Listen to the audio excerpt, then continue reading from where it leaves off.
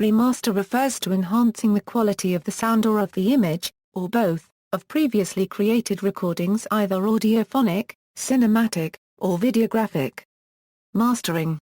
To understand the concept of remastering, it is beneficial to understand that often a pyramid of copies would be made from a single original master recording, which might itself be based on previous recordings. For example, sound effects might have been added from copies of sound effect tape similar to modern sampling to make a radio play for broadcast. A master is the recording which experts state will be the definitive copy that is duplicated for the end user, usually into other formats, that is LP records, CDs, DVDs, etc. Problematically, several different levels of masters often exist for any one audio release. As an example, examine the way a typical music album from the 1960s was created. Musicians and vocalists were recorded on multi-track tape. This tape was mixed to create a stereo or mono master. A further master tape would likely be created from this original master recording, consisting of equalization and other adjustments and improvements to the audio to make it sound better on record players, for example. More master recordings would be duplicated from the equalized master for regional copying purposes. Pressing masters for vinyl recordings would be created. Often these interim recordings were referred to as mother tapes. All vinyl records would derive from one of the master recordings. Thus, mastering refers to the process of creating a master. This might be as simple as copying a tape for further duplication purposes, or might include the actual equalization and processing steps used to fine-tune material for release. The latter example usually requires the work of mastering engineers. With the advent of digital recording in the late 1970s, many mastering ideas changed. Previously, creating new masters meant incurring an analog generational loss. In other words, copying a tape to a tape meant reducing the signal-to-noise ratio. This means how much of the original intended good information is recorded against faults added to the recording as a result of the technical limitations of the equipment used. Although noise reduction techniques exist, they also increase other audio distortions such as azimuth shift, wow and flutter, print-through and stereo image shift. With digital recording, masters could be created and duplicated without incurring the usual generational loss. As CDs were a digital format, digital masters created from original analog recordings became a necessity. Remastering is the process of making a new master for an album, film, or any other creation. It tends to refer to the process of porting a recording from an analog medium to a digital one, but this is not always the case. For example, a vinyl LP originally pressed from a worn-out pressing master mini-tape generations removed from the original master recording could be remastered and repressed from a better condition tape. All CDs created from analog sources are technically digitally remastered.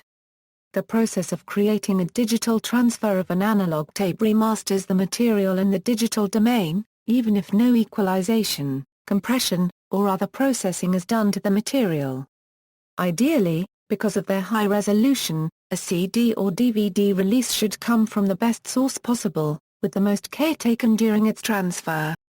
Additionally, the earliest days of the CD era found digital technology in its infancy, which sometimes resulted in poor-sounding digital transfers. The earliest days of the DVD era were not much different, with early DVD copies of films frequently being produced from worn prints, with low bit rates and muffled audio. When the first CD remasters turned out to be bestsellers, companies soon realized that new editions of back catalog items could compete with new releases as a source of revenue. Back catalog values skyrocketed, and today it is not unusual to see expanded and remastered editions of fairly modern albums. Master tapes, or something close to them, can be used to make CD releases. Better processing choices can be used. Better prints can be utilized, with sound elements remixed to 5.1 surround sound and obvious print flaws digitally corrected. The modern era gives publishers almost unlimited ways to touch up, doctor, and improve their media. And as each release promises improved sound, video, extras and others, producers hope these upgrades will entice people into making a purchase. Music Remastering music for CD or even digital distribution first starts from locating the original analog version. The next step involves digitizing the track or tracks so it can be edited using a computer. Then the track order is chosen. This is something engineers often worry about because if the track order is not right, it may seem sonically unbalanced. When the remastering starts, engineers use software tools such as a limiter, equalizer and a compressor. The compressor and limiters are ways of controlling the loudness of a track. However, this is not to be confused with the volume of a track, which is controlled by the listener during playback. The dynamic range of an audio track is measured by calculating the variation between the loudest and the quietest part of a track. In recording studios, the loudness is measured with negative decibels. 0 designates the loudest recordable sound. A limiter works by having a certain cap on the loudest parts, and if that cap is exceeded, it is automatically lowered by a ratio preset by the engineer. Criticism: remastered audio has been the subject of criticism. Many remastered CDs from the late 1990s onwards have been affected by the loudness war, where the average volume of the recording is increased at the expense of clarity and dynamic range, making the remastered version sound louder at regular listening volume than an uncompressed version. Some have also criticized the overuse of noise reduction in the remastering process, as it affects not only the noise, but the signal too, and can leave audible artifacts. Equalization can change the character of a recording noticeably. As EQ decisions are a matter of taste to some degree, they are often the subject of criticism. Mastering engineers such as Steve Hoffman have noted that using flat EQ on a mastering allows listeners to adjust the EQ on their equipment to their own preference, but mastering a release with a certain EQ means that it may not be possible to get a recording to sound right on high-end equipment. Film television equals. To remaster a movie digitally for DVD and Blu-ray, digital restoration operators must scan in the film frame by frame at a resolution of at least 2048 pixels across. Some films are scanned at 4K, 6K, or even 8K resolution to future-proof for higher resolution delivery formats. Scanning a film at 4K, a resolution of 4096 x 3092 for a full frame of film, generates at least 12 terabytes of data before any editing is done. Digital restoration operators then use specialist software such as MTI's digital restoration system to remove scratches and dust from damaged film. Restoring the film to its original color is also included in this process. As well as remastering the video aspect, the audio is also remastered using such software as Pro Tools to remove background noise and boost dialogue volumes so when actors are speaking they are easier to understand and hear. Audio effects are also added or enhanced, as well as surround sound, which allows the soundtrack elements to be spread among multiple speakers for a more immersive experience. An example of a restored film is the 1939 film The Wizard of Oz. The color portions of Oz were shot in the 3-strip Technicolor process, which in the 1930s yielded 3 separate black and white negatives created from red, green, and blue light filters which were used to print the cyan, magenta, and yellow portions of the final printed color film ounce print. These 3 negatives were scanned individually into a computer system, where the digital images were tinted and combined using proprietary software. The cyan, magenta, and yellow records had suffered from shrinkage over the decades, and the software used in the restoration morphed all 3 records into the correct alignment. The software was also used to remove dust and scratches from the film by copying data, for example, from the cyan and yellow records to fix a blemish in the magenta record. Restoring the movie made it possible to see what could not be seen before. When the Scarecrow says "I have a brain," burlap is noticeable on his cheeks. It was also not possible to see a rivet between the Tin Man's eyes prior to the restoration. Criticism: remastered movies have been the subject of criticism. When the Arnold Schwarzenegger film Predator was remastered, it was felt that the process was overdone, resulting in Schwarzenegger's skin looking waxy.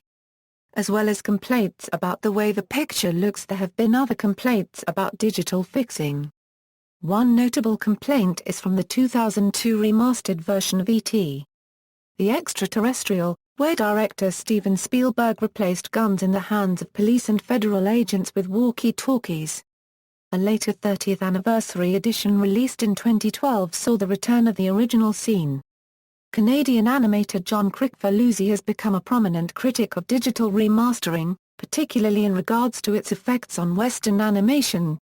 In his blog John K. Stuff, he has admonished remasters for oversaturating colors and sharpening lines to the point of color bleeding, among other criticisms. He has gone on record in his blog to describe remastering as digital ruination, sick and digital destruction. Video games equals. Remastering a video game is more difficult than remastering a film or music because the video game's graphics show their age. This can be due to a number of factors. For example, modern televisions tend to have higher display resolutions than the televisions available when the video game was released. Because of this, classic games that are remastered typically have their graphics redesigned or their original graphics re-rendered at the higher resolutions used by high-definition televisions. If a video game with redesigned artwork should be considered more a remake than remaster is debated. An example of a game that has had its graphics redesigned is Halo: Combat Evolved Anniversary, while the core character and level information is exactly the same as in Halo: Combat Evolved. An example of a game that has had its original graphics re-rendered at higher resolutions is Hitman Hd Trilogy, which contains two games with high-resolution graphics, Hitman 2, Silent Assassin and Hitman, Contracts. Both were originally released on PC, PlayStation 2, and Xbox. The original resolution was 480p on Xbox. With the remaster, the games are displayed at 720p on Xbox 360. There is some debate regarding whether new graphics of an older game at higher resolutions make a video game look better or worse than the original artwork, with comparisons made to colorizing black and white movies. See also, Special Edition. References